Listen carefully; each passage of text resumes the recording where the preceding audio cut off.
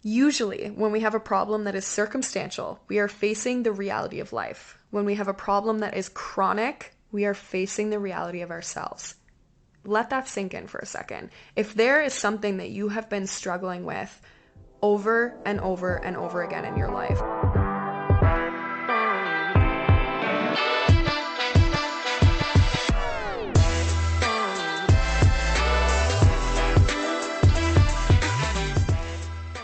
hello, besties. Welcome back to another episode of Cats, Chats, and Coffee podcast. It's girl Liv. We got Alex here, and we are back in the studio, ready for another episode. It's been a couple weeks. It has. Have you guys missed us? Yeah, I mean, if you guys didn't hear on our last episode, we are doing bi-weekly episodes now instead of weekly. But yes, this is our first one back since then. Yeah, we'll have to try to not to say like, oh, in last week's episode. Yeah. In 2 weeks ago's episode. Yeah, honestly. But we're going to do it for the foreseeable future until we kind of decide to go back to the weekly episodes, maybe just for the summer, for the season. Yeah. But yeah, until then, just keep your eye out for our upcoming episodes. We're so excited to be here as usual. Yeah. And we have like we say in every episode, we have a very good fun one. topic today, and I think you guys will really like it. Yeah, no, I agree. I think it's a really, really good one. Before we kind of get into today's topic, let's do our coffee feature real quick, absolutely. though. Let's go. Yeah, it's not Starbucks this time. So, yeah, we decided to go to Uncommon Ground. So this one is downtown Halifax, kind of in the South End area. I think it's on South Park Street is the name of the street. So, yeah, really good spot. I live pretty close to that one, so this is a pretty common one for me to go to. And it's pretty uncommon, actually. Did you guys get that? Uncommon Ground? Yeah, I had to throw that one in. The amount of times when I'm texting people, I'll be like, oh yeah, I'm going to Common Grounds. And they're like, Uncommon Grounds? And I'm like, yeah, funny. You know what? It is what it is. But yeah, I decided to get a double iced Americano today. I switched it up a little bit and decided to get toffee crunch sweetener instead of just like vanilla or caramel because I'm usually such a basic gal. But yeah, I got that with some oat milk, and it's pretty good. I like it a little bit better than like my normal flavoring. So that's good. Yeah, I was gonna ask you how that's switching it up from your typical flavor. It's good. Yeah. Yeah. I think toffee nut would be something I really like. It kind of reminds me of like a score bar. Well, that's what I was hoping it was gonna give. Yeah. Because I'm a scorer. Was it really sweet compared to what you're used to? Definitely not, and That's I actually good. got 2 pumps instead of just like 1.5 this time, so fancy. I'm happy it wasn't like too sweet. Yeah. Yeah. What did you get, Alex? I don't know. What'd you get me? A mocha. Yeah, a cafe mocha. Yeah. Yeah, so I started drinking cafe mochas, caramel macchiatos and cafe mochas to like switch me into drinking coffee when I was in university. That was like my gateway drug. It's a good transition. Yeah. So yeah. But yeah, it was good. It was okay. It's I find that it's very similar to a lot of the other coffee shops that we go to. If I don't get anything unique or specific, if it's just their basic menu item, they all kind of taste really similar. It's just not like particular to your taste buds, I guess. And I think specifically speaking, the type of chocolate, whether if it's a powdered chocolate or a syrup or a pump of chocolate, like for the hot flavoring, chocolate part? Yeah, for the hot chocolate part. Like if it's a dark chocolate or if it's a milk type chocolate, if it's white chocolate, whatever, it really does play a role in the flavor of the coffee and then Absolutely. the type of beans. So today's one was okay. It was good. I'll probably rate it like a 7 out of 10. And I think what threw me off, which again, it's funny because this is a great thing that we have cardboard instead of plastic cups. Yeah, the lid on her hot coffee is a cardboard one. A cardboard lid. It's quite thick, so it's a little bit confusing for my mind to drink out of a cardboard lid than like a typical plastic one that's thinner. Like think about how thin the Tim Hortons ones Well, I feel like be. it's like soaking up the... It is soaking it up. So, I mean, I love the environment. So let's keep the cardboard, but keep in mind that it could change the flavor, change the way that you're drinking your coffee. But yeah, I would say mine was probably like an 8 out of 10. I've definitely like narrow espresso. I just preferred their iced Americanos. They've been like probably one of my favorites so far. Uncommon Ground is still pretty good. They have pretty good cold brew there as well. I don't know why I didn't get that this morning, but and we've been there a couple times. The vibe is good. It's it's a wicked spot for like studying or working out of. Even this morning I was there at like 8 and there was like maybe 3 people in the whole place. So I was like, this is very open. Yeah, that's good. Today's episode, we briefly touched on this topic back in episode 7. We just nicked it a little bit. Self-sabotage is what we're going to be talking about today. So yeah, previously talking about that, it's something that I am very passionate about. It's a heavy topic, but it's just very prominent in so many people's lives. And I kind of feel like it's one of those ones that gets brushed under the rug, right? Because it's about you. It's self-sabotage. But yeah, we are going to get into that one. We figured we would chat a little bit about like our weekend. Let's talk about what happened this past weekend. We had a fun weekend for us. We don't usually do a lot on the weekends, so it was good. Yeah, last week, or I guess not. Well, yeah, last week was my birthday. Saturday was my birthday, so it worked out well. We actually went out for dinner on my birthday. We went to Press Gang. Us and a couple of our girlfriends. Yeah, it was super fun. Yeah, it was nice to get out. Yeah, it was. I think we needed that really bad because we've honestly, like, the only time we see each other, not the only time, but like we get together most often to do podcast work and stuff. So it just kind of took away like leisure hobby time a little bit. Yeah, it kind of is like the open season for summertime when we get into, the warmer weather and we can dress up and, you don't have to go out in boots and heavy winter coats. You can kind of wear your jean jackets or your leather jackets and feel a little bit more like excited for the season and upcoming exciting things to do on the weekends. Yeah. Go outside. For sure. Yeah, it's nice to get ready. I feel like I wear sweatpants every day or athletic wear every day. Having an excuse to dress up and feel pretty is super fun. Yeah, no, I really enjoyed it. It was fun. We celebrated so much. We had a great time. I got oysters. We did. You got the charcuterie board. Yeah, cheese plate. Yeah.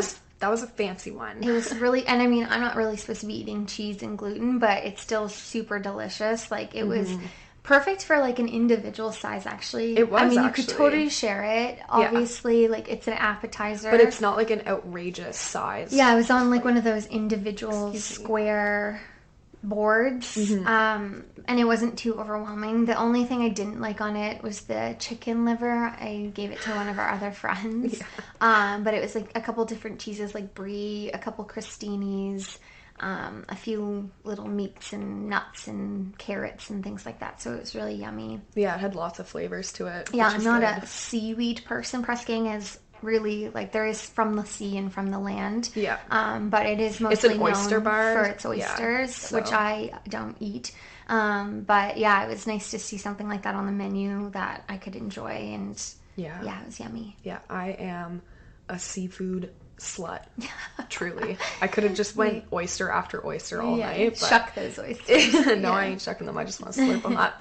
Yeah, no, it was great. We had a great time there. Our server was awesome. Yeah, she was awesome. She was great, and she's also a fellow Taurus. I actually think it's like her birthday probably today. Today. Is it today? No, Tuesday. Oh my gosh. Yeah, so it's Tuesday today for us. You guys will be hearing this on Thursday. But yeah, happy birthday to our server. Yeah. She has no idea, but yeah, it was great. And then afterwards we went to a new place, actually. It's called Walters. Yeah. I think they just called it Walters Halifax. Yeah. I don't think there was anything else to the name. I have no idea. I think it's just Walters. Yeah, so like I said, it's a new spot. One of our friends actually is the bar manager there, so we went to like check it out, and cute spot, like super nice. Loved it.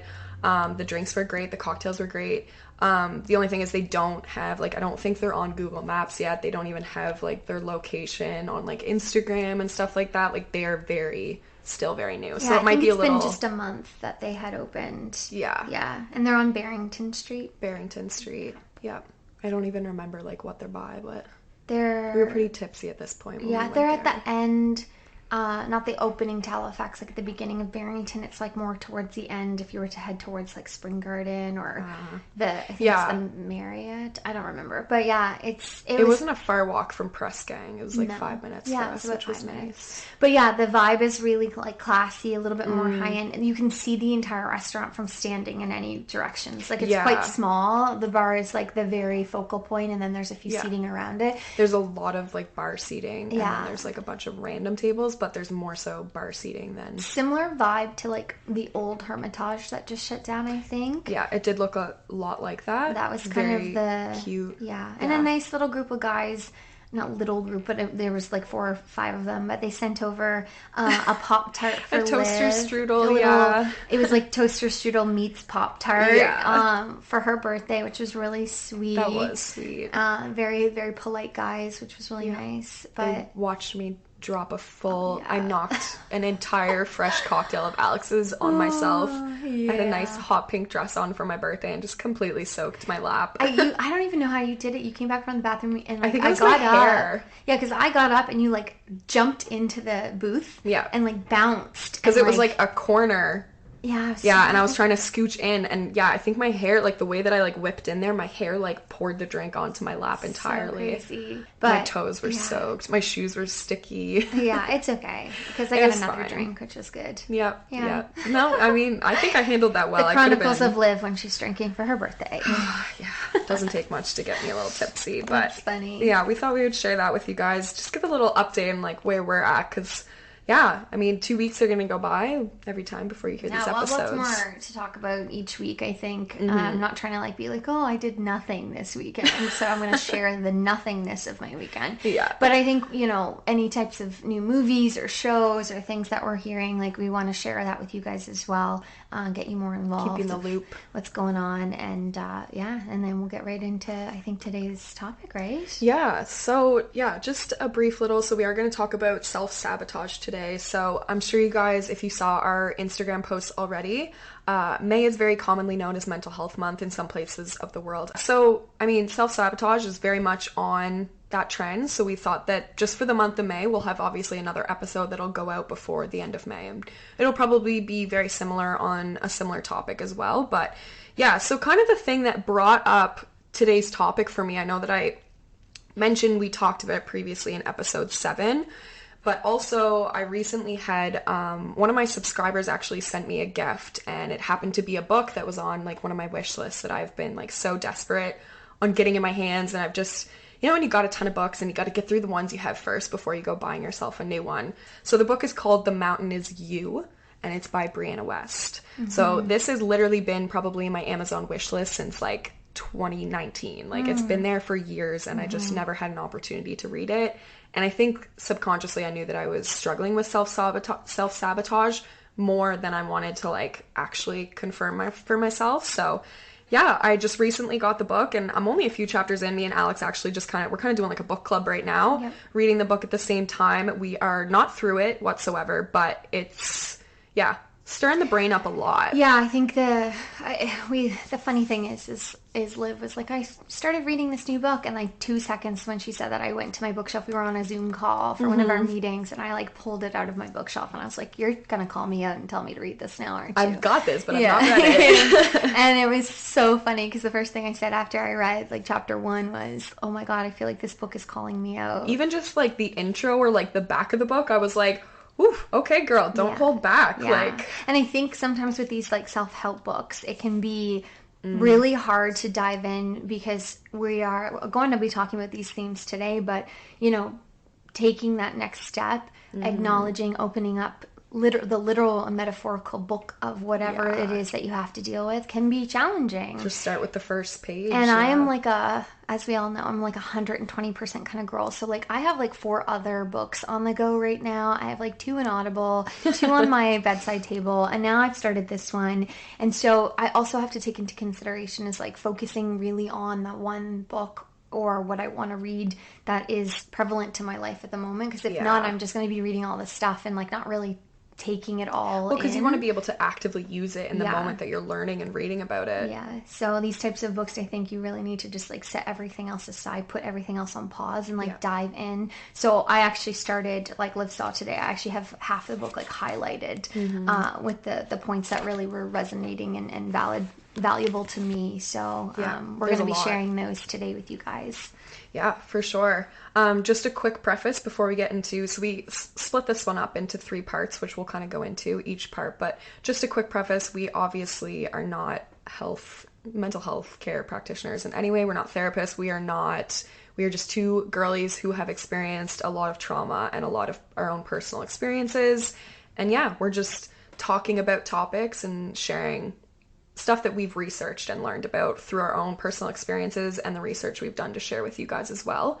But I just want to share that so no one's like, we're not going to cure your depression or your anxiety or anything. It's just starting the conversation. Yeah. Sharing what Opening works for up us. doors. What didn't work for us. You guys take what you want from it. And also, like, we're going to end off with a few book recommendations. Yeah. This one definitely is going to be on the list. And if you saw it on TikTok or on Instagram or it came across your Amazon, or you were walking into Chapters or Indigo and saw it, like, one of these things are you can definitely pick it up and try and see if you like it. It's not a hard read, which is really good. It's quite a small book too, and like very spaced out, which is nice. Yeah. Okay.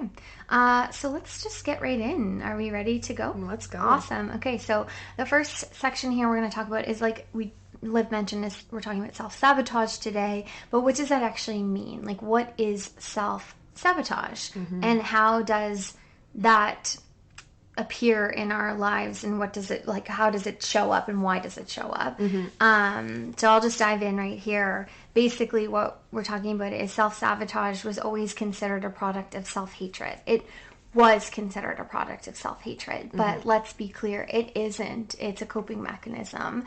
And I think that sometimes when we think about self-sabotage, it's not usually the first thing we go to. We go to, I feel insecure, I don't have confidence, I'm lacking the drive or the willpower and all these other things, but we're not taking into consideration that all of these things that we're doing, all of these actions, all of these behaviors are actually representing self-sabotage. The umbrella term, the overarching theme here is self-sabotage. And being able to do things as coping mechanisms for other things that we'll talk about.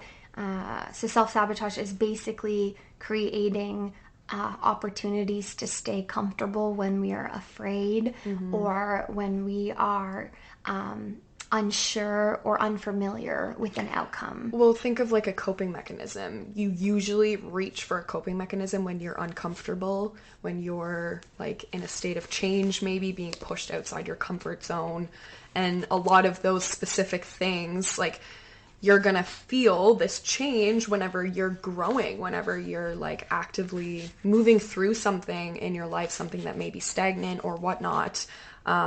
But yeah, that moment of when you're not making the changes, you're not moving forward, when it starts to look like self-sabotage, it comes through as like, it's just low drive and low confidence, low motivation for yourself. You might still have that drive to show up for your friends, to show up for your family, but you're voluntarily putting all of those other things in front of yourself, when we already know that it should always start within ourselves first. We can't fill from an empty cup. We can't help people when we're not helping ourselves first. And I think it's easy as individuals for us to put other people's problems and issues first, because in a way that's also a distraction from our own issues and problems. And we also know that, like, we are not directly related to the outcome of those other people's issues and problems, but when we have to focus on something that is related to us, like, at the end of the day, we like to project responsibility of our failures onto other things, justify why things don't work out for us, rather than introspecting or understanding from a personal level, like, what did I do to contribute to, I guess, with air quotes here, the failure of whatever it was, or, you know, feeling not good enough and all that stuff. It's, you made me feel this way versus, why am I feeling this way? Why is this thing making me afraid? Why do I continue to show up in a way that's not allowing me to succeed in whatever it is that we're speaking about, whether it's your career, your relationships, you know, your, how you take care of yourself and how you show up for yourself. It is easier to make excuses for why you're not doing the thing. Of course. So versus actually going ahead and doing the thing and actually understanding that there is a possible outcome of it not being as perfect as finding you want. the way to make it. Like knowing that it's possible, but then working hard enough and like hitting enough closed doors to know that there is an open door somewhere. Absolutely. Also one thing I want to add is, like, oftentimes it can be subconscious. It can be conscious, but it can also be subconscious. And I feel like for people who probably struggle with it, like it's the most active in their lives or the most prominent, it's probably become a very subconscious thing for you because, you know, habits. Also just, think of how easy it is for us to get stuck in our mundane routine of like habitual patterns and whatnot. Like, we get very much stuck on that. And it's also psychological self-harm to a certain extent as well. It's, you know, not necessarily feeling the happiest with maybe yourself, the way that you're showing up in life, the way that your life looks. It could be just feeling shameful, guilty, or, you know, upset with yourself about how you're choosing to show up for yourself. That's a really sad thing when you think about it, that you can show up each day for your friends or your family, but you can't show up for yourself. Like, that's a really hard realization to come to terms with. And yeah, it can just be really heavy. So that's why I say, like, oftentimes it's subconscious, because hard to come to terms with it. A quote in the book here that I have highlighted says, self-sabotage is what happens when we refuse to consciously meet our innermost needs, often because we do not believe we were capable of handling them. So there's the conscious part you were speaking about, but then the subconscious part comes from how we act on those. So like for me, sometimes we sabotage our healing journey by psychoanalyzing our feelings, because doing so ensures we avoid actually experiencing them. So we'll consciously do these things to, you know, intellectualize or analyze, but the subconscious part really wants us to like feel into those feelings. But we convince ourselves that was, we consciously, I processed that because I thought about it. Right, we consciously act in a way that, you know, protects us, but we subconsciously behave in a way that's going to doesn't line up with that. So yeah, for sure. Yeah, I think so. Another thing, what does it look like and how does it show up for people? Because obviously this is going to be very different, and even just like me and Alex were talking about this before we got into recording today, like my version of self-sabotage, although we have a lot of similarities between us, like her version of self-sabotage looks very different to my own. But yeah, so one thing, and this one's a very prominent one for me that I struggle with, so it can oftentimes make you focus more on the negative. It can give you a negative or pessimistic outlook on life.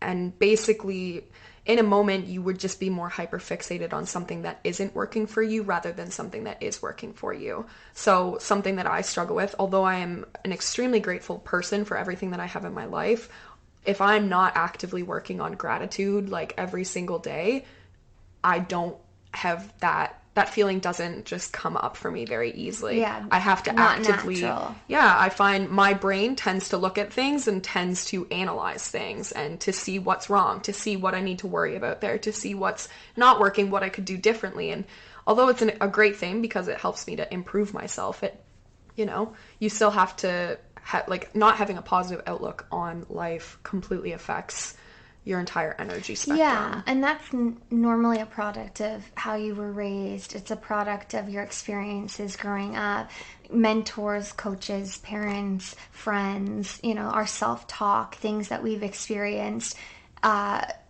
creates this vision of either having a lens that we look through that's more pessimistic or having more of an optimistic lens. Our environmental experiences, you know, if you were told that something is bad, that's kind of an ingrained feeling and thought into your mind, so you carry that throughout your life until you become self-aware enough to recognize that maybe this isn't actually my feeling about the thing, it's just something that was instilled in me, so I'm carrying other people's perceptions of their own experiences. They weren't actually mine. I'm holding on to other people's beliefs, and now I have to develop my own beliefs, my own feelings, my own understanding of who and why and where I'm going in this life. No, for sure. I mean, oftentimes it comes through as like you're stuck in fear, stuck in freeze mode, just stuck like stagnant kind of thing. That's a big one for me. I definitely think that, I mean, we all know that fear is the number one fear as a collective in the entire global community is one of the number one drivers of the actions and behaviors that we do as a human race. It's across everybody. Well, doesn't think matter. of the natural, like the caveman days. Like we have, like a fight, flight, or freeze sensation for a reason. Like we had to be hyper focused for our own safety, just purely for survival back then. That doesn't just go away because we are okay for the most part. Like we don't have a lot of... The environment might change, but the physiological experiences come from our body will stay the same. Our reactions to a stimulus that is, 40% fear, like the snakes. Everyone's afraid of snakes. We talked about that in the last episode with Liv being afraid of snakes. Sure am. That comes from a biological fear of, being killed. But obviously most people on average that live in, northern North America, first world, isn't going to encounter a snake on a regular basis. No. But we still have that biological response of being fearful. That's to an external stimuli. That's kind of outside of what we're talking about with the self-sabotage thing. But it's still relevant to the fact that we as I think it's important to know that just no matter what trauma you go through, no matter what your upbringing is, or no matter what your experience is or what you're susceptible to, every single human being is going to have this natural genetic build to them, which is it's going to heighten us looking for something to be fearful of in our life. It's going to heighten our awareness for survival. That's just... Yeah. We want to... Well, our body is about staying safe above anything else. We aren't built for happiness. We are built for safety and what's the word I'm looking for? It's when you are wanting to be like... Oh my God, I can't even think of it. Like self-satisfaction or something. No, I'll figure it out after. But we'll come back anyway, we want to be able to be safe is at the end of the day, basically what I'm trying to say. Yeah. To just kind of lay out a few more ways that this can kind of show up for people, like different ways, because we're kind of just talking about the one, the first few that come up for us. Self-preservation. Okay, so that's it.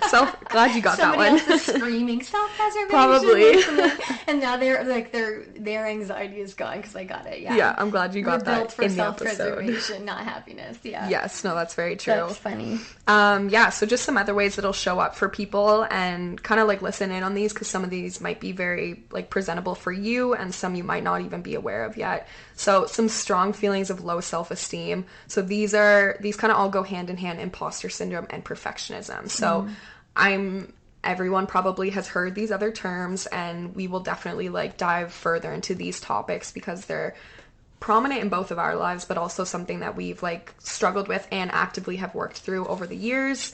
But it makes sense, right? Low self-esteem, if even with imposter syndrome, you don't think you're worthy of success, you don't think you're worthy of this specific life, you don't think you're worthy to be trauma-free or have a happy life. Perfectionism, you have these unrealistic expectations of yourself. You're constantly going to be let down. You're self-sabotaging yourself by having these extreme expectations. Just for me, for example, I will put an inhumane amount of things on my plate. And then when I actually can't meet those goals or can't achieve those extremely high expectations I set for myself, I'll have the feelings of guilt, shame, failure, whatever. And then I'll take a step back and be okay, but was it ever actually humanly possible for you to meet those expectations? And then that's when you have to get real with yourself and be no, I'm self-sabotaging by setting up these it's crazy easy expectations to create a pattern of justifying why you can't do the hard thing.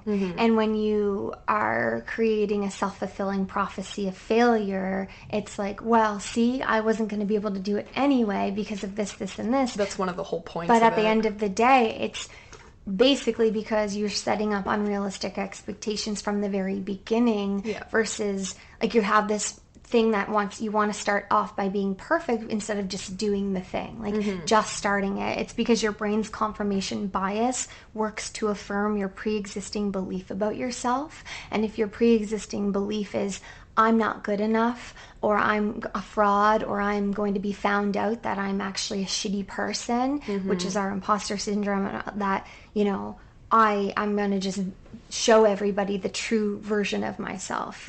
It's, we say in the world of psychology and that is that there's 3 versions: your public self, your private self, and your secret self.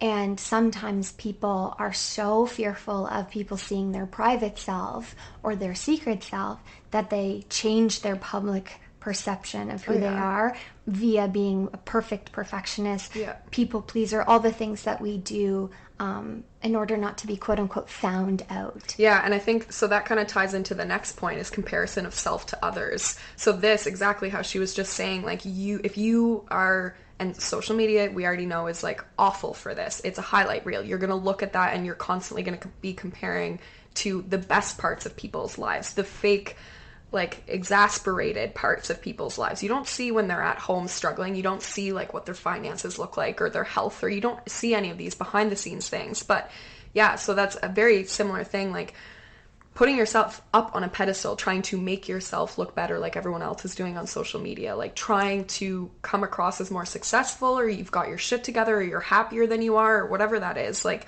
yeah, that just, it's not going to help. It's going to be a vicious cycle. Yeah, I think we can kind of like hammer through these next few as well. Meeting goals and never celebrating or never following through to meet the goals.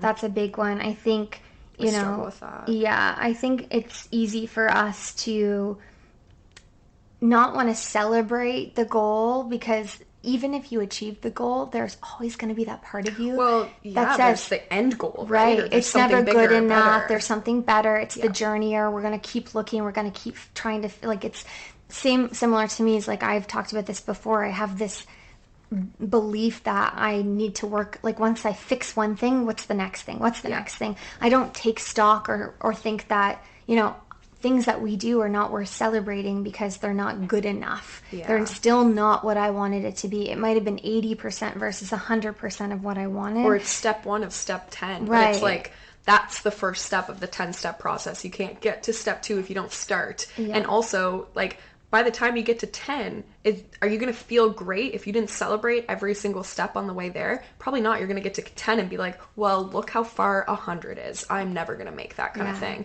When in reality, every single one of those steps is an opportunity to celebrate yourself, to reaffirm to yourself, like, I'm doing great. So pushing people away, starting fights, relationships, or just in general being emotionally closed off. So just a quick example to explain this one.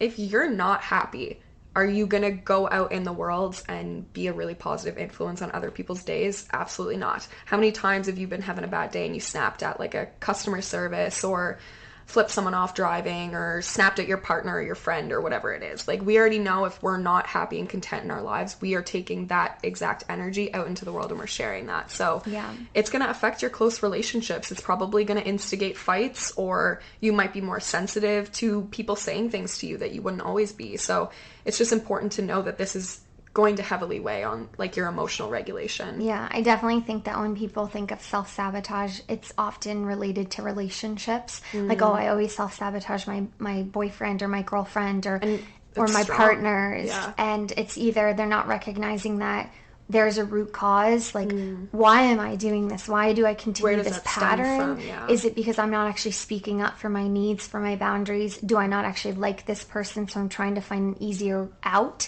versus like facing the reality of actually communicating those things to the person? Because if you try to fix the problem on the surface level, you will always come up against a wall. Oh, yeah. You're never going to have the actual root cause solved, and you're going to repeat that pattern relationship after relationship because you're seeking the same type of people to keep you comfortable in that same space because you're not ready to actually face what's really bothering you. Absolutely, and that touches back on the subconscious point of this, is like, a lot of this is just happening. It's habitual. It's routine for us, and we don't even realize. But if you start to notice, like, the same types of partners over and over again keep coming into your life, or the same types of like unhealthy friendships or something, like, that is probably a reflection of you and what you're attracting and pulling in. So the last few that we're going to go over here is procrastination and poor time management.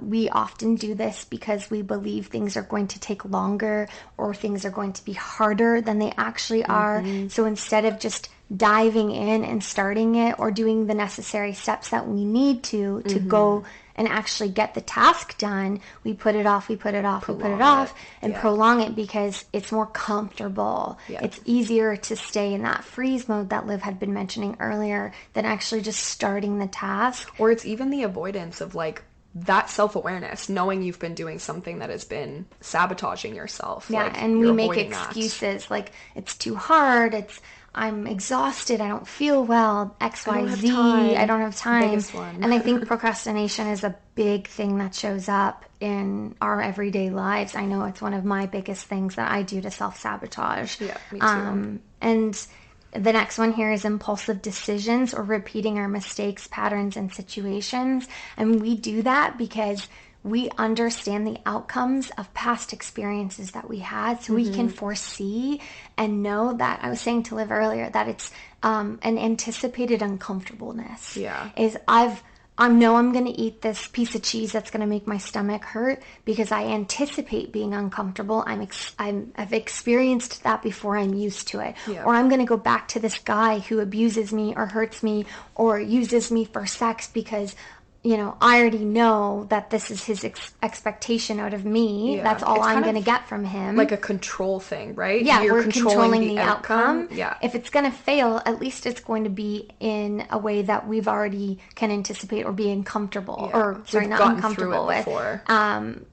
Familiar is the word. Yes. I'm familiar with this uncomfortable feeling. Yeah. So that way I know I've gotten through it before, so I can get through it again. Yeah. And lastly here, it's just temporary relief. It's kind of like the instant gratification that goes with like social media or like, I don't know, like how people just, as society, we're not very good at like the prolonged gratification. We want something that hits us right now, right? It's it's like immediate dopamine. Yeah, so it's like, oh, if I have this goal that I can't achieve right now, or I have this desire that I can't achieve right now, then I'm just going to avoid it. I'm going to procrastinate and not even bother with it because it's not instant and immediate. Okay.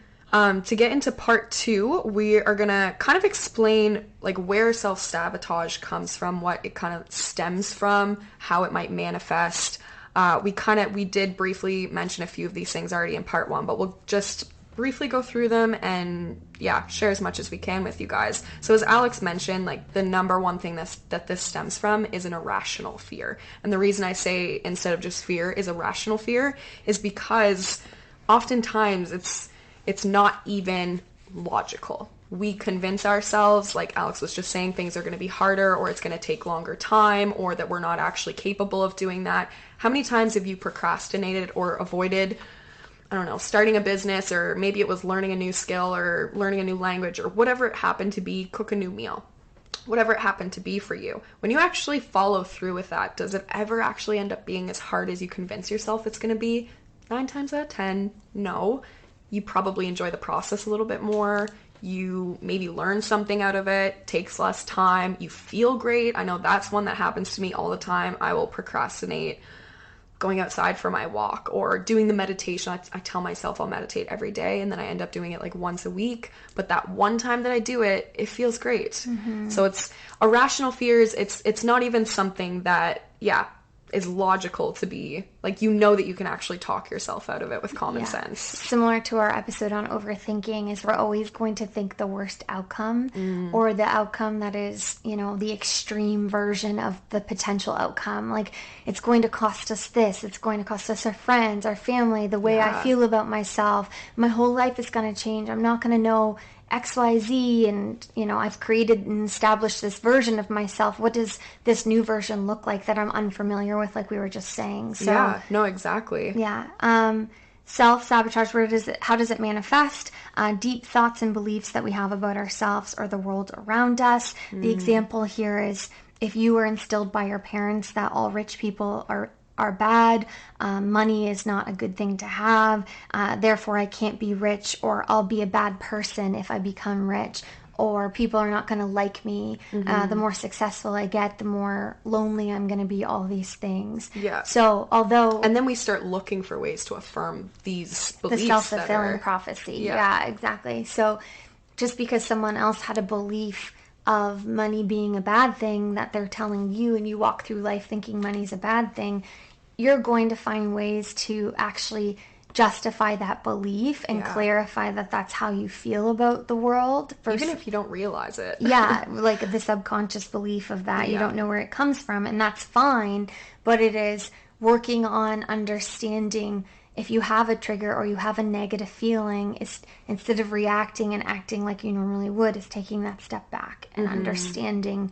where this belief came from. Absolutely. And I think another way that this can show up as well is like, those could be like negative things that we think about ourselves. So similarly, as like money is bad or rich people are bad, we could think like, I am unintelligent, or I'm not a smart person, or I'm not a creative person. I know for me, like, those two, not being smart and creative, those were two things that I told myself for like all through school, all through college. I just never thought I was street smart, school smart, anything. And I would tell people that I took on that label and identity, and I completely believed it to be true until all of a sudden, I think it was actually you and like one other friend who've told me like how intelligent I am, or how like just the way that I say things, or like the knowledge that comes up. Like, I've just had some friends recently in my life. Always smarter than you think. Yeah, and you know what? I'm way more creative than I ever thought I was. So you just need to give yourself the opportunity to express that. And it's, again, not being afraid to try different outlets of creativity. Absolutely. To find that works for you. Like,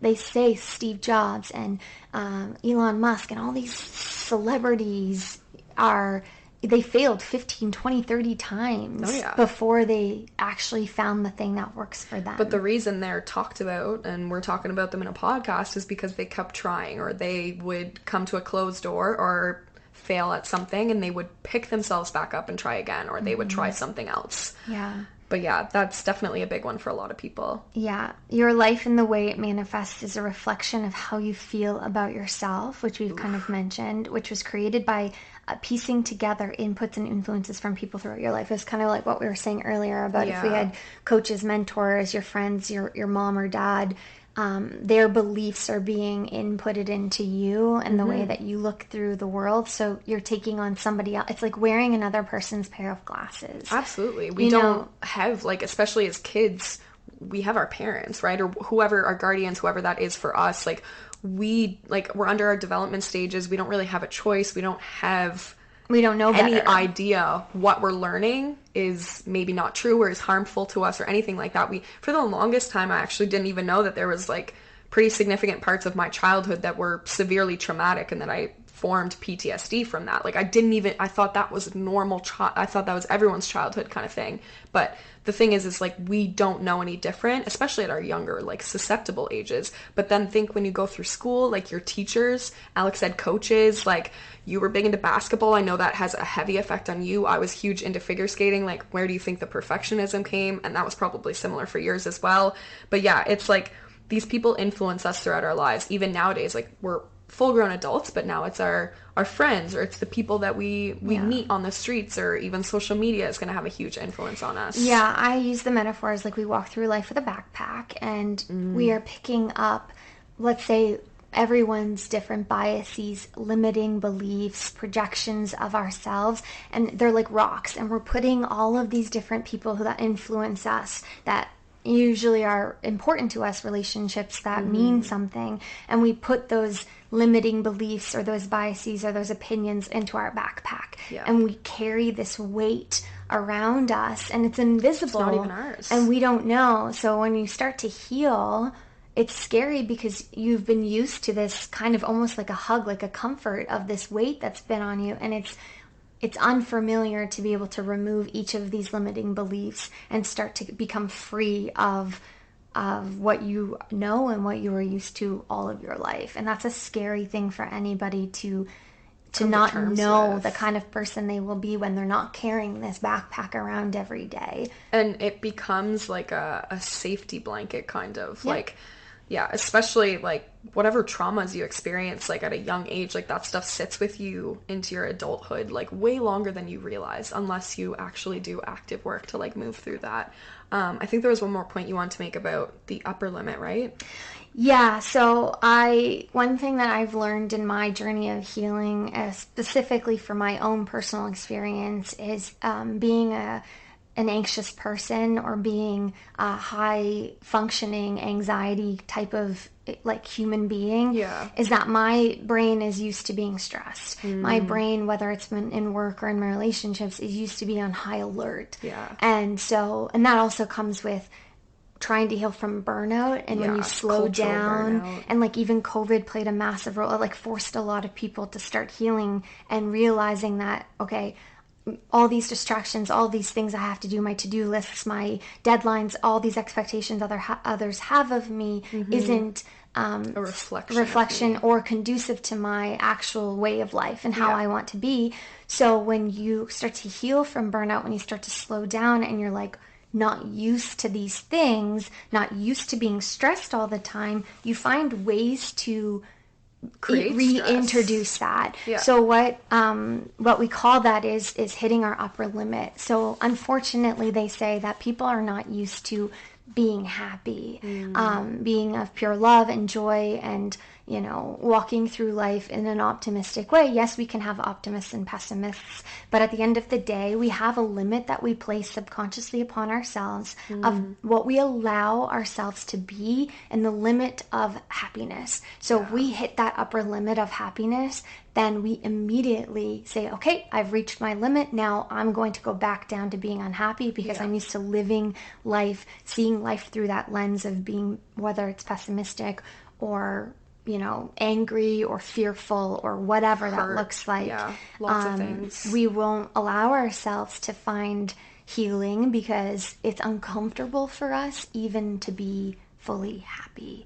So we make reasons to not be happy. We find excuses to feel what we're used to feeling, to the self-fulfilling prophecies, and justifying that this is actually how we're always going to live, and no matter what we do, it's never going to get better. And then of course it's not, because you're not allowing yourself to actually experience that. That's a state of mind, that's a full energy that you vibrate on, and it will stay like that until you actively do the work to change it. So another quote from the book, so this one kind of touches on like the irrational fears we were mentioning earlier. It would be too scary to actually dwell on the real fear, so we project these feelings onto issues or circumstances that are less likely to occur. So this is the unrealistic scenarios that we make up in our head, everything we talked about in our last episode of overthinking and everything. Yeah, it's just, it's clear as day. Yeah, we just want to remain attached to the old life that we're used to living, because it's easier to be miserable, safer, more comfortable, than to walk around wanting to be the version that we know we should be. Okay, and then the last part here is overcoming self-sabotage. Obviously, Liv and I have touched on what it is, how it manifests, how it shows up in our life, the reasons why we do it, but it's not inevitable. It's not everlasting. There is a way out. Like everything, there is always a possibility to overcome and find a way to not live these old habits and these old behaviors that are no longer serving us. Some tools to turn self-sabotage into self-mastery. We must pinpoint the trauma. So a big part is finding that root cause that we spoke about, instead of just glazing over and acting out of our own biases and experiences. We actually tune into ourselves, take a step back, and look at learning to release unprocessed emotions, finding healthy alternatives to cope, and meeting our needs, and reinventing our self-image, and understanding that these old beliefs and these old thought patterns aren't getting us to the place that we actually want to be. They say like the first step to basically healing or working through anything is awareness. So basically, where you need to start is you need to find out, what are these traumas? What did you go through? What beliefs or narratives did you learn, either from your parents growing up, from your friends maybe? Like, you need to do a reflection. You need to go back over like your entire timeline and kind of figure out like what are the beliefs that you have about yourself now that are limiting you, and where do those come from? Because this isn't, self-sabotage is not just like, okay, I picked up my journal, I have self-sabotage, and I just like journal about it today, and then you work through it and it's good. This is something that will follow you throughout your entire life if you are not actively working against it. And it's not going to be easy to work against it, but is it easy to be self-sabotaging your life and making yourself miserable the entire time? Not really.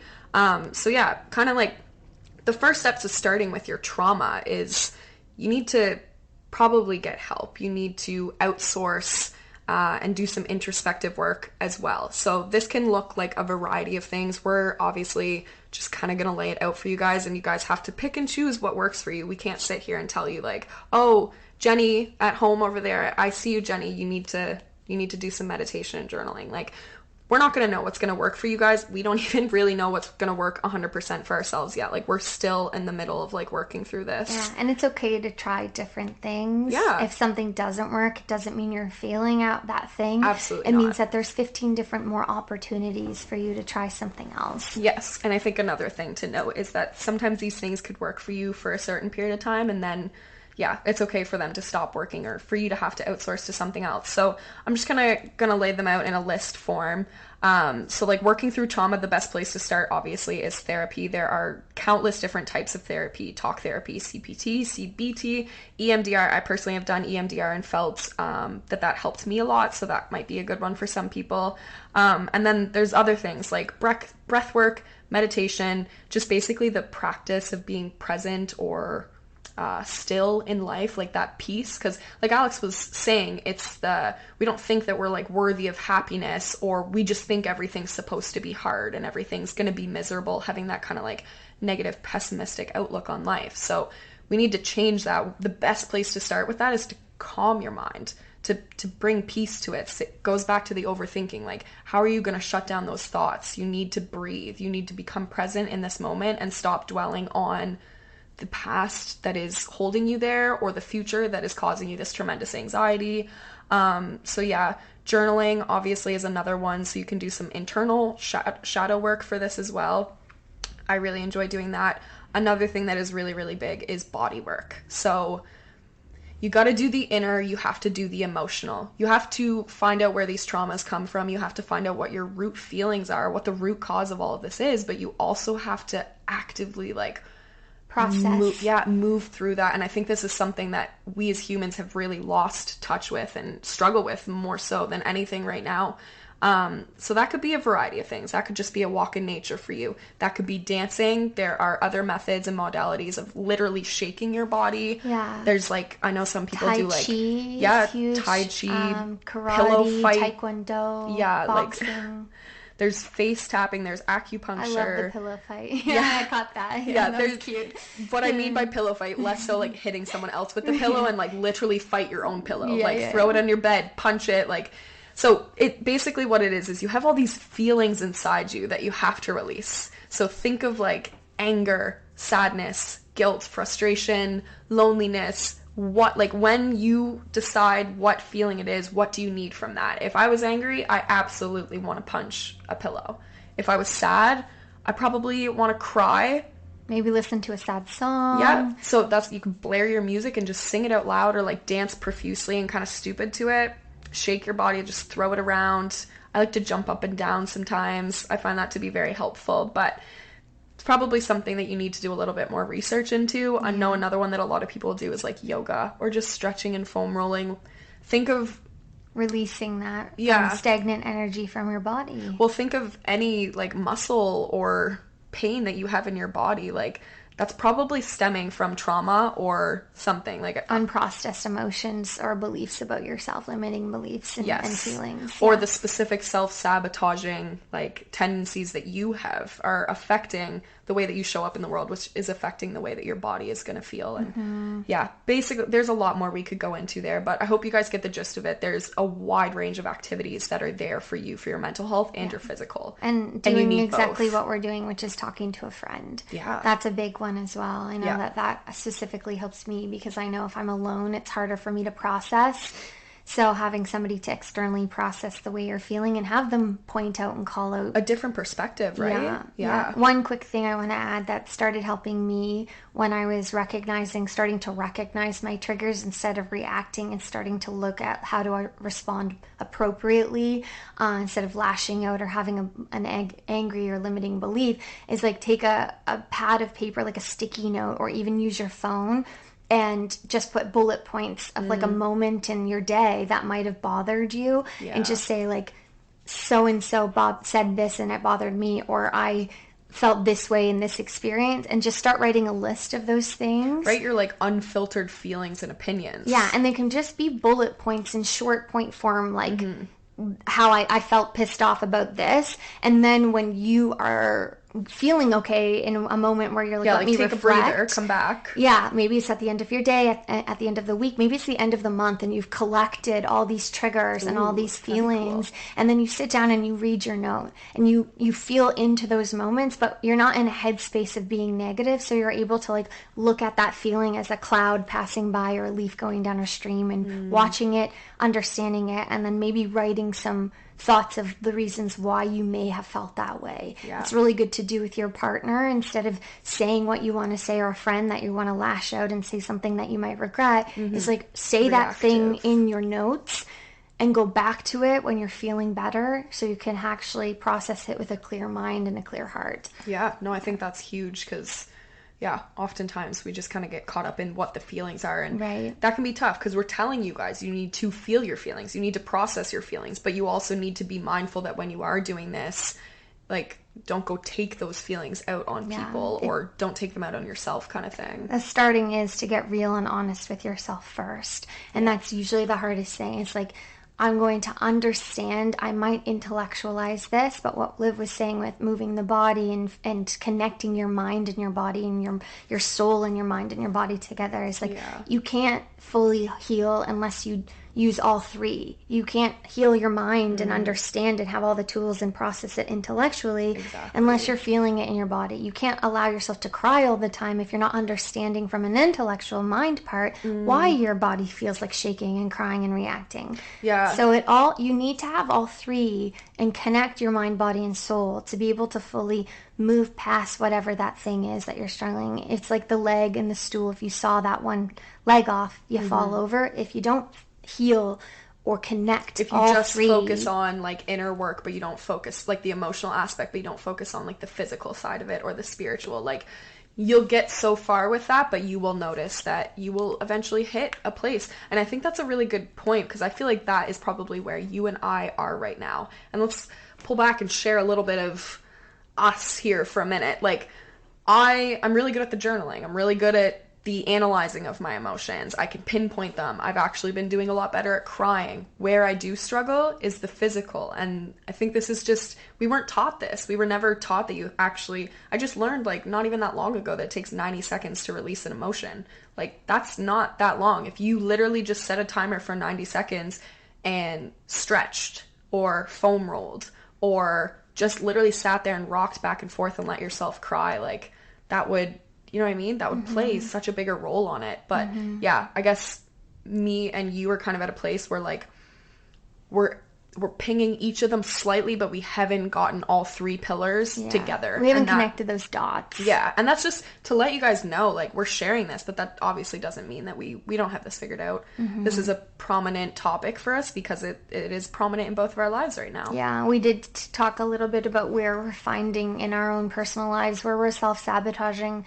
Both of us self-sabotage with coping mechanisms of comfortability when it comes to, like, food, or how we're treating our bodies and how we feel we're worthy of our bodies. And I know that we'll get into it eventually, like, parts of our stories from that perspective, but you know, we know what we have to do. It's just we're not doing the thing, because going over the hill and seeing the other side is, like, scarier than actually feeling the shitty feeling that we're feeling currently, that we're looking to actually, funny enough, ironically enough, trying to heal. Yeah, we're holding on to those backpacks you said earlier. Yeah, exactly. They're hooked onto us. They're we got them, like, latched on with a lock and everything. Right, so that's kind of going to the next point, is just letting go of that past. I have a tattoo on me that I got when I was 18 that says freedom comes when you learn to let go. And I talked about it in an Instagram post recently. It's like, for me, I live so much in the past. I literally reflect on all of these things that happened to justify or explain why I am the way I am, or what happened to get me to this point. And if I'm not happy in this moment, it's easier to blame the past and the past experiences and other people than actually just, like, let go of that. Okay, today's a new day. What can I do to make tomorrow better, so I'm not repeating the same patterns of the past that made me feel this way, and I'm just prolonging feeling sad, or prolonging being lonely, or prolonging the inevitable of staying that, like, not allowing myself to surpass my upper limit. Yeah, to do better, to get better, to, like, actually heal yourself. Yeah, no, I think that that's really a good point. And something else to add to, like, letting go of the past is just letting go of the unrealistic expectations or the specific narrative that you have. Those old beliefs, like, they're not helping you anymore. Move through them, move past them. And one thing I just want to point out is, if you are someone who has experienced, like, an extremely traumatic childhood or any extremely traumatic situations, experiences throughout your life, like, I just want you to know there's a strong possibility and likelihood that you've burned a lot of these memories from your brain. There might be a lot of parts of your childhood, or maybe you were bullied heavily or something. Like, there's going to be a lot of these moments, like, you're going to burn out those really, really painful memories from yourself. You're going to ignore almost and, like, avoid thinking about them. Like I said, our body is created for self-preservation and safety than it is for happiness. So is that helpful to remember that stuff to the brain? No, of course not. Like, to the natural human body? No. Like, you're going to constantly be in a state of stress. But that stems back to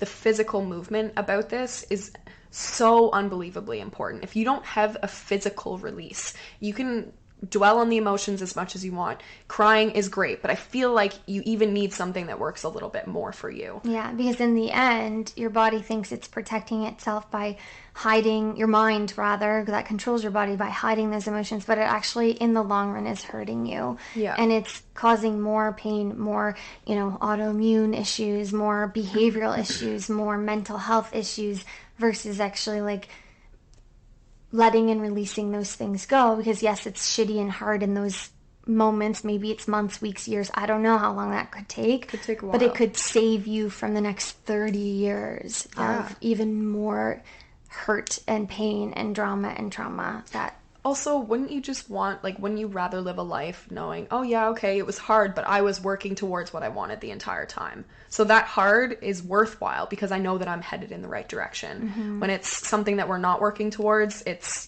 just a little different. So to kind of wrap up, like, the last few things that you can kind of do for this, the biggest thing is just, you're going to have to give yourself time and you're going to have to give yourself grace. And like Alex said, this could take years. Like, trauma is heavy stuff. Self-sabotage is not an easy thing to work with. Mm-hmm. And if you guys are maybe anything like us, like, obviously I've heard this before, but reading this book right now and us doing this podcast episode is kind of like the kick in the butt that I've needed. I've learned about this topic many times over the years, but here I am now 27 and I'm still struggling with similar self-sabotage actions that I have been for most of my adulthood life. Yeah, get real with yourself and take responsibility and accept that it's no longer anyone else's problem but your own. Yeah, like, you are responsible for changing this. You are responsible for making improvements to your life and your health. Yeah, because you can acknowledge that some person, place, or thing created an opportunity for this negative experience, but you can't continue to blame other people for holding on to those things 10, 15, 20 years later. No, exactly. You have to get to a place where you're saying, okay, I'm ready to do the hard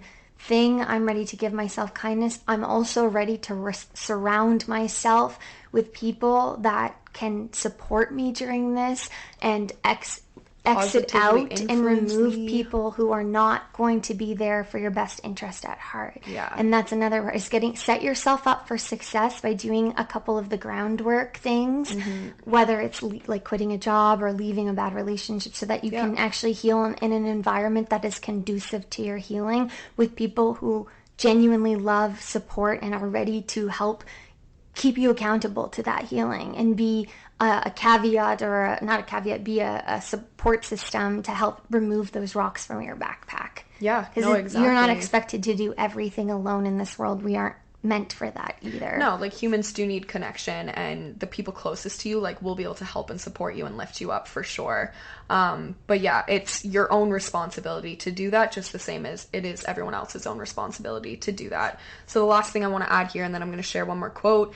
Just reminder, you will be challenged countless times over this journey for yourself to go back to your old ways. And it's going to be really tough, and that's probably going to be the hardest thing out of everything. You might get to a point where you feel like you're on a really positive trajectory of, like, improving your negative habits or your beliefs, and that's amazing. And cherish that, celebrate that, give yourself grace and gratitude for every second of that. But keep it in the back of your mind that you're going to struggle time and time again, and you are going to hit rock bottom probably again. We've talked about this before. There's the yin, the yang, there's the ups and the downs. Like, you need to have these lows to be able to come up from them. But yeah, I guess it's just, don't be so hard on yourself, more so. Well, make space and make rooms for those days as well. If you look at what your journey looks like, anticipate, like, don't have crazy unrealistic expectations, or like allow that imposter syndrome or self-sabotage to creep in. Yeah. But because then you're not healing. You're still doing the damage. Understanding that it is a process, you're human,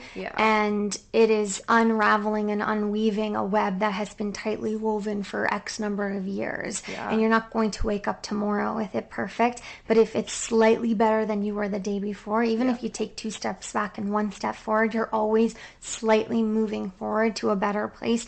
And it will happen one day where you do wake up and you get slapped in the face and you are like, holy shit. Like maybe it's a year later and you're like, whoa, I didn't even realize how far I've come. Look how much I've done. Or Alex a year ago would have done something completely different and I completely reacted or responded in a way that is exactly what I wanted, and I finally did it and didn't even realize I did it because it's now part of my new habit and part of the new version and personality. It's becoming a habitual positive It's becoming the replacement energy that's ingrained into our DNA as you've removed and gotten rid of the old stagnant, unserving energy that stayed with you. It is creating basically a new soul, a new experience, a new energy, and I think that's beautiful. It is beautiful. Yeah. No, I totally agree. Okay, so last quote, and then we will wrap it up for today. So this was kind of the quote that hit me, where I was like, okay, this is me. This is all me, girl. Like, you are your own problem right now. So here we go. Usually, when we have a problem that is circumstantial, we are facing the reality of life. When we have a problem that is chronic, we are facing the reality of ourselves. Let that sink in for a second. If there is something that you have been struggling with over and over and over again in your life, for me, I'm just gonna lay it out. I really, really struggle with happiness. I have struggled with depression for a very long time in my life.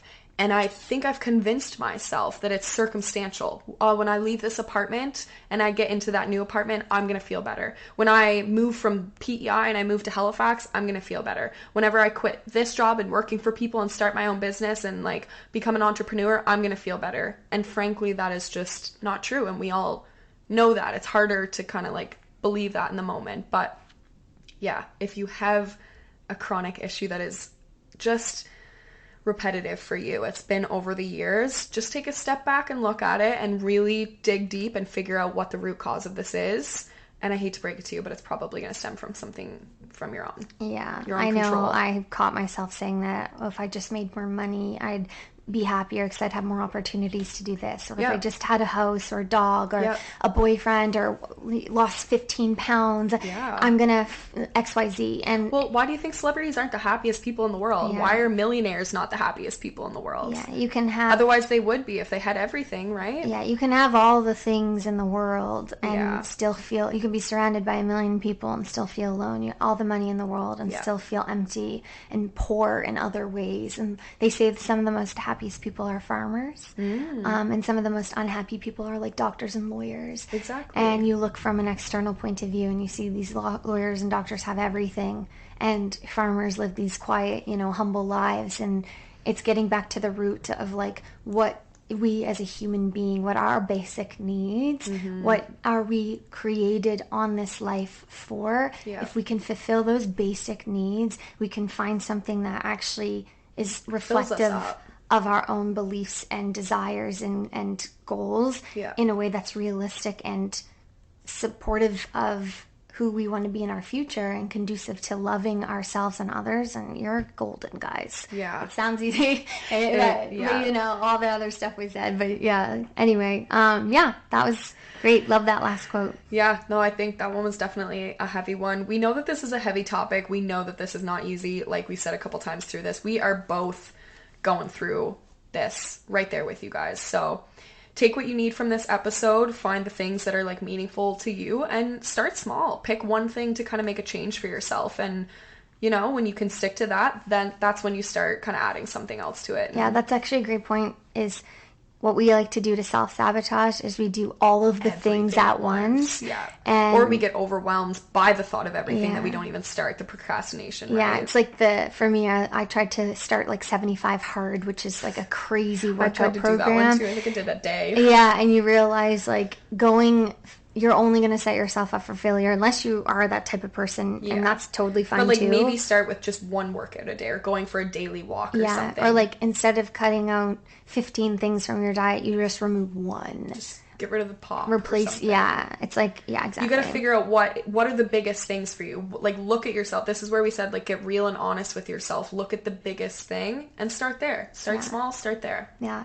If you don't mind, I'm going to offer up some, So one last thing we wanted to do is, because this episode was influenced by The Mountain Is You by Brianna Wiest, I think. Is it Wiest? Yeah. Oh, I said West earlier. That's okay. Sorry, Brianna. A couple of other books that I've found that helped me that I want to recommend to you guys. So, note this, screenshot it. We'll post something on our Instagram, I think, about these books. The book that actually started my healing journey, that really just actually was it for me. I remember listening to it. I was watching my ex-boyfriend play hockey, not ice hockey, it was like rollerblade ball hockey, and I was sitting in the stands by myself at like 10:30 at night, and it was the first time I had downloaded Audible and listened to this book.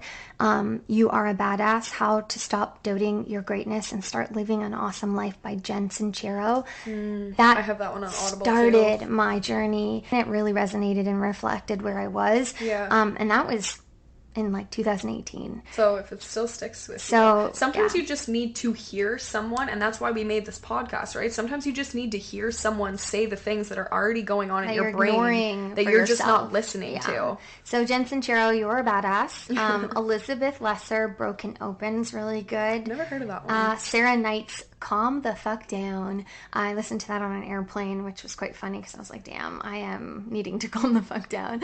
Andrea Owen, How to Stop Feeling Like Shit. And then basically anything by Gabby Bernstein, Mel Robbins, or Brene Brown. I specifically picked women for this. I do have a couple of other books here on the floor, actually in front of us, a couple male authors here, but I'm going to just stick with these ones for now. So if we'll post a post with these, we'll offer up a couple other ones. Maybe Liv will have some that helped change her life, and we'll share it with you guys on Instagram, so you can screenshot it and find those books. If you want to talk to us about them too, we are always welcome. Maybe start a book club, like we were saying. That'd be fun. I would totally do that. And I am sure we'll pick books in the future to reflect on and have episodes on themes pertaining to those things. And we can't wait to share more with you guys. Yeah, absolutely. Okay, well, thanks so much for being here, guys, and taking the time to listen. If you listen to this full episode, we appreciate it, spending this hour with you, this hour and a half with you. We hope you tune in 2 weeks from now, like Liv said. As always, follow us on Catch Chats and Coffee. Check Liv out. Liv Bryanton with 2 N's on her Instagram. Alexandria S_XO on mine. Connect with us. We want to hear from you. Absolutely. We love you guys. Love you so much. Thanks for being here, guys, and happy Thursday. Happy Thursday. Bye. Bye.